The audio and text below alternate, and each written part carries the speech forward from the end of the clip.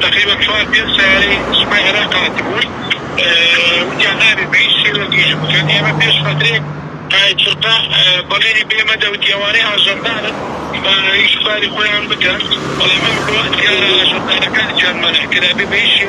عاملك شكالي كان تنابيش دي مش بمعلومات ولا أي شكل أو خلق جلني ما يشكل هذا خويا سنة وجاندو وانا ذلك كان كيس سروف كان أول مستوى توصياتي هاتو سروف وزيران موافقين سركزوا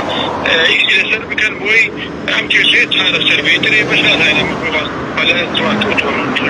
يوعداني إيش تقولون ده رم قالوا عبيد خلق تشجع شد بدي سانا قصبا أو يزد بيش جنابي كان حتى جندارة كانش والله وتنابي بيش مش مكان خويا هسه عامل قال كان انا كجان دوا لا يشتغل كهم كوبت ولنا وكنت الحمي وانا دروش مع الدواء دوري كانت في اسبوع بيمي قمي راقي عن باني جيزي كنت نعلن بيش شكرا زۆر سپاس کاک محەممەد دەست خۆشکە لەگەڵمان بووی.